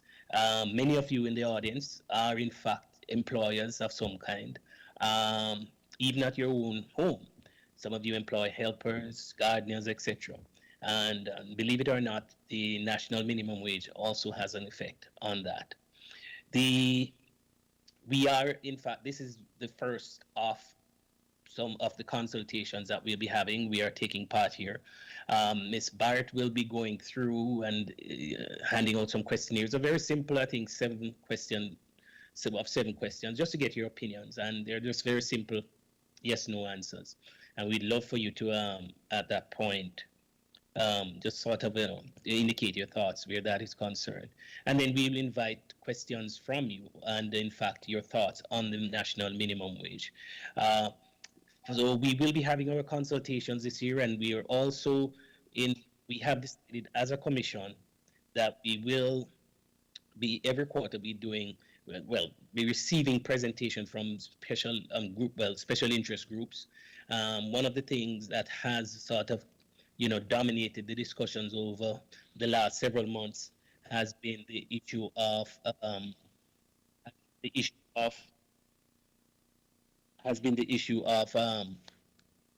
has been the issue of the livable wage. Just so that you know, we are in deliberations and discussions about this establishment of a special committee of experts to look at that and to look at how it would impact Jamaica, and even to give their recommendations on that particular process. It's not a very simple one, but Jamaica is not unique where that is concerned, as many countries are, having that debate now. And so I think it is also fitting for Jamaica to be having these discussions at this time. So I just thank you very much, Jillian, for the opportunity to address the gathering. And I will, whilst we're handing out these questionnaires, I will ask the other two commissioners just to bring greetings from their respective organizations and to give you their perspective. And then we could just easily move into if there are any questions or any thoughts that they may want to give us. We are here to listen more than to talk, really, and to get your thoughts. And so I have my notebook right beside me, so I'm just prepared to do it. So if I'm allowed, Madam Chairperson, I could introduce the next speaker, and we'll just ask St. Patrice Ennis from the Jamaica Confederation of Trade Union to introduce himself and to give his perspective on his role and his thoughts so far. St. Patrice, thank you. Good afternoon, Chair, and good afternoon, everybody there who is in attendance. Thank you very much, Dr. Robinson.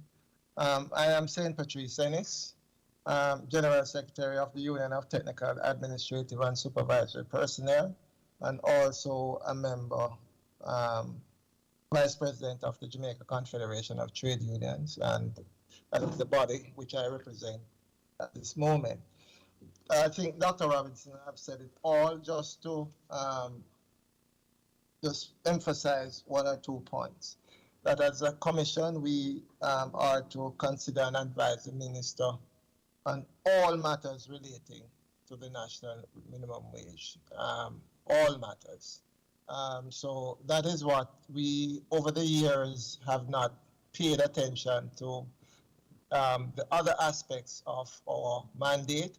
I think it is the charge of the chairman that during this, our term, serving as an advisory body, we will look and try to, as best as possible, to serve all that is required by our mandate. And that is to obtain and record information in relation to the minimum wage, and to also consider the terms and conditions of employment and all other factors affecting the circumstances of employment and remuneration of the minimum wage categories of workers. As you are aware, we are not just dealing with one category. The minister has in his remit to designate whichever category of worker that he want to put under the purview of minimum wage. And we have, apart from the general minimum wage, we also consider the minimum wage of security guards and other factors that relate to the security guards in terms of remuneration and other conditions of employment where they are concerned. So in the questionnaire and in our conversation, we would also be inviting people to pronounce on that category with respect to what they deem necessary or what they deem appropriate for that category of workers, because that is also within our remit. So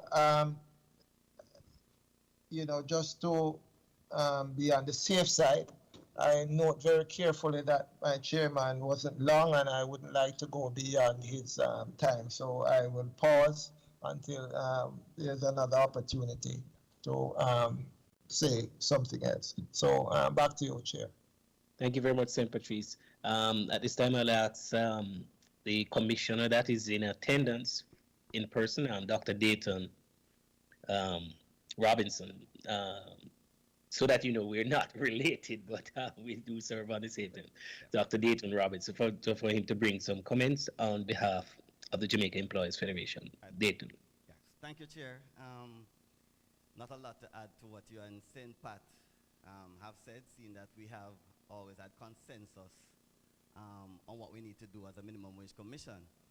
But I just want to add just one thing to that, from an employer standpoint, as we seek to look at what the minimum wage ought to be going forward, that there has to be, some more focus on labor productivity, as well as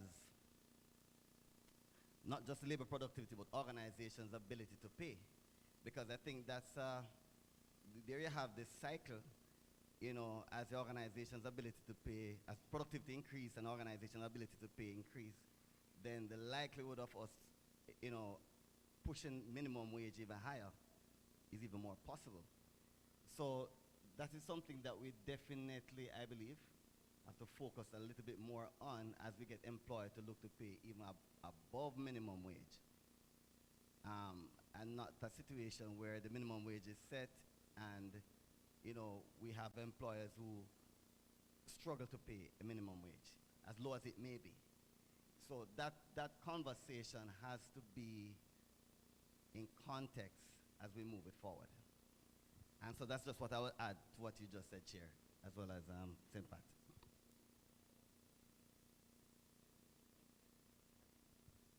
Thank you very much, Dayton. And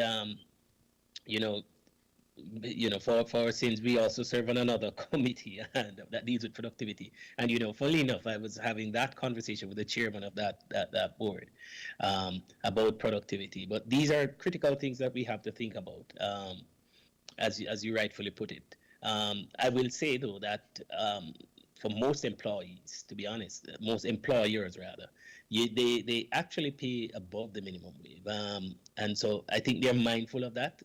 That the minimum wage is actually the floor, and most persons tend to facilitate above that.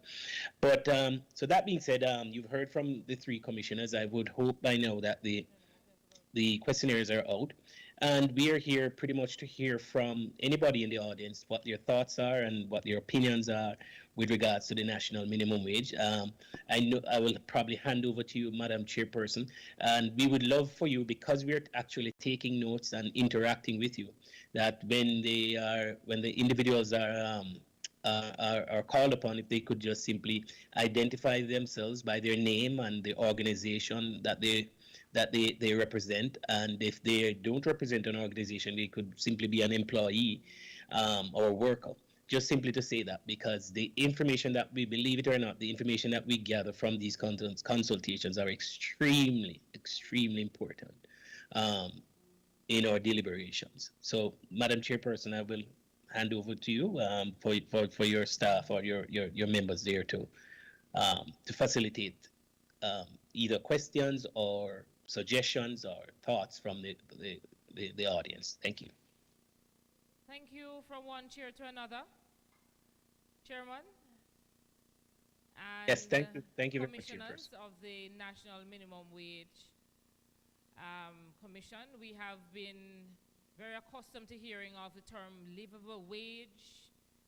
There is quite a buzz in the last announced minimum wage, and you have the opportunity, a few of you can indicate if it is that you want to weigh into that conversation. We will have the mics being passed around. I see one hand over here. Any other persons to weigh in? All right, so I'll start here.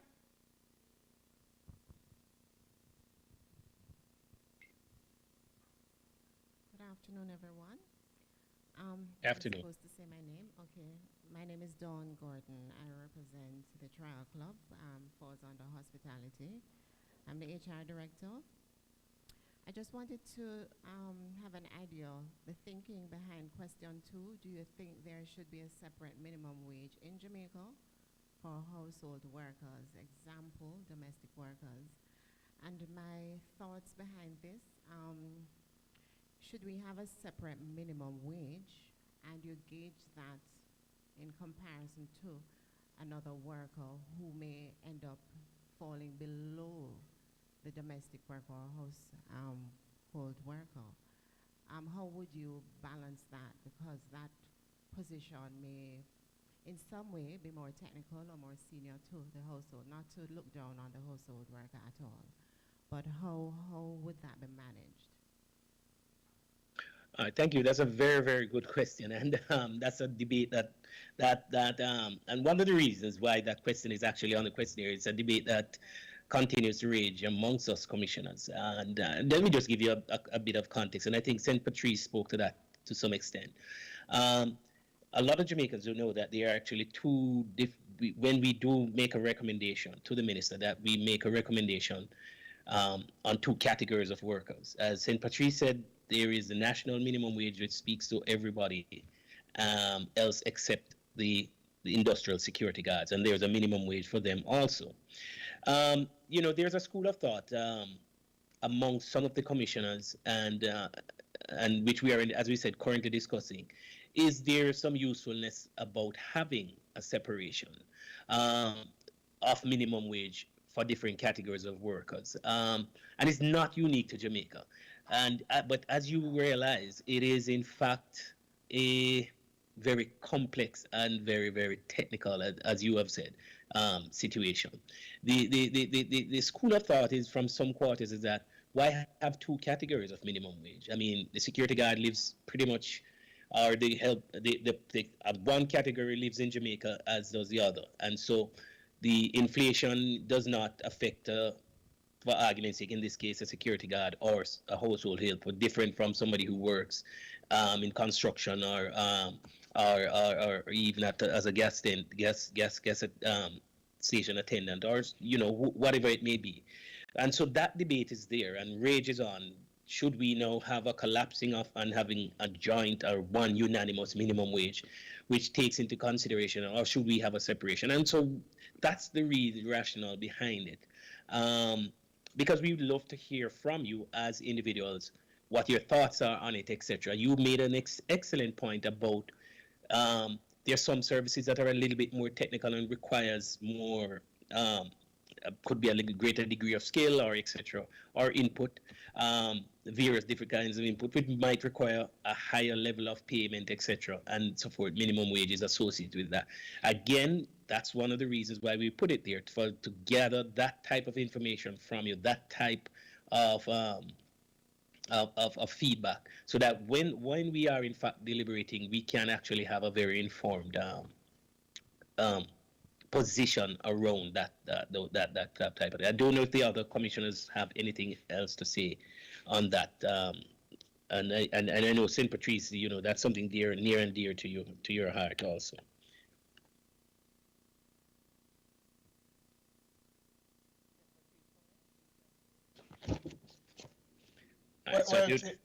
Yes, go ahead, please. Yeah, I think you covered it. It is, we had many times deliberated as to whether we should have two minimum wage, as we currently do, as you spoke of. And the information varies depending on who you ask. We just wish to remind persons, though, that that is within the minister's remit to designate a particular category of work, and he could even expand it to have more than just two. He could have as many as he so desires. There is no limitation I see, in the laws to prevent him from having more. And in times gone by, there were other areas that were designated as minimum wage earners. And so we need to just remind ourselves what the minimum wage is. It's normal to protect the persons who are most vulnerable, those who generally are not can organize themselves in some collective format. And most countries in the world do have a minimum wage to protect the people who are their most vulnerable, to guarantee them some basic subsistence, some basic form of living. And so the views are varied with respect to whether we should have two minimum wage or not. It is my personal view that one should suffice, because a minimum wage is just what it should be, a minimum wage. That's my personal view. The other Dr. Robbins, I don't know, Dayton, if you have any response to that. No, just to share one other school of thought here. That there's a viewpoint that, employees all face similar economic conditions. And so, to separate, does it really make sense to separate them? If they have to go to the same supermarket, if they have to pay for the same education, if they have to do all of this, same security, why differentiate? So that's just one school of thought, all right? Okay, great, thank you. Madam Chairperson? Chair? Okay, thank you, Doctors Robinson. We have the unique situation where we have two Doctors Robinson as commissioners of the National Minimum Wage Commission and St. Patrice Ennis. Thank you so much. I am not seeing any. Is there one other person to interact on that side? Okay. So I recognize that everyone is actually going through, or most persons are going through the questionnaire, and we just want to ask you to quickly complete the questionnaire, to just record your individual thought and return to our ushers that are walking around. All right, thank you to the National Minimum Wage Commission. May we have a hand for the National Minimum Wage Commission? Thank you very much. Thank you very much. And we look forward. I am told that it is time for lunch. Am I correct? And the saxophonist is telling me it is time for him to play for us while we enjoy the hospitality. While we enjoy the hospitality of the Royalton Hotel. So, Mr. Gillespie, we're going to give you a few minutes before we ask persons to join the buffet.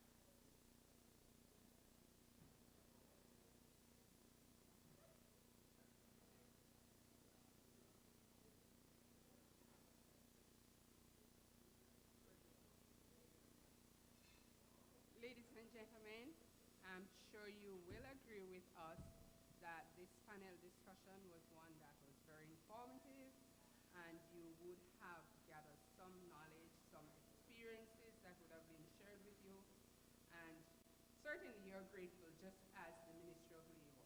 So at this time, I'm going to take just a moment to share a token of our appreciation to these panelists, and I'll start with the gentleman at the end.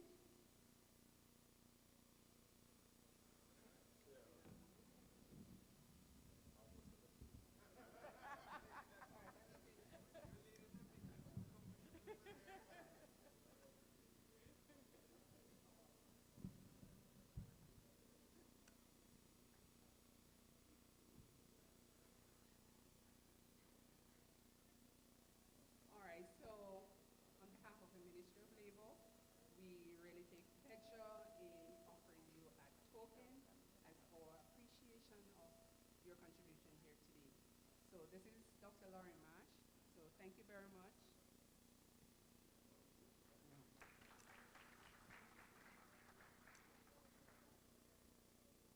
You're all Miss Jennifer Chambers.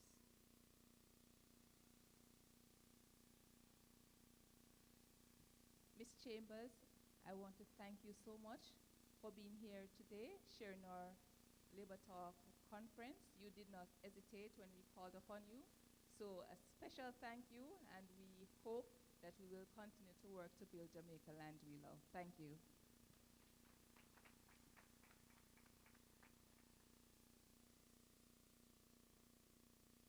Miss Tina Mae Davis. Miss Davis, such a pleasant smile. I want to thank you so much for taking time out of your very busy schedule to be here with us today to share in our Labor Talk conference. Thank you so much, and all the best as we work together to build Jamaica land we love.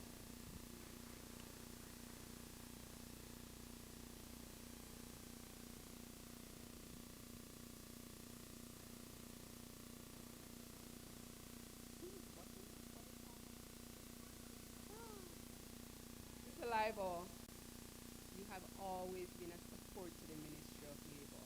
Notwithstanding all your negotiations, you're defending the employers sometimes, most times, but we have managed to have a cordial relationship with you, and that's also one of the main reasons why you would have been one of the panelists.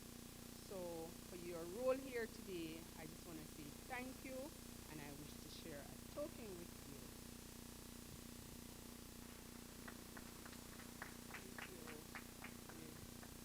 I'd say that the ministry loves me as I love the ministry. That is true. Mr. Carrigan, it's certainly a pleasure meeting you. You have been very hospitable to the Ministry of Labor. Your team has been very patient with us. Yes, very patient. And not just your team that has been very patient, but you two have played a significant role in having us really, facilitating us here, and not just for your accommodation, but we thank you very much for the role you have played as a panelist, and I wish to say thank you.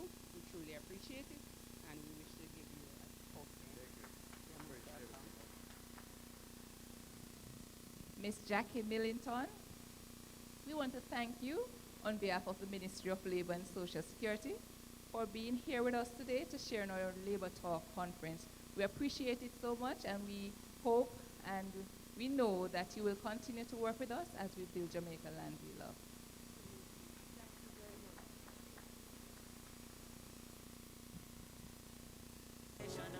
And thank you to the hard-working team that has just thanked our panel.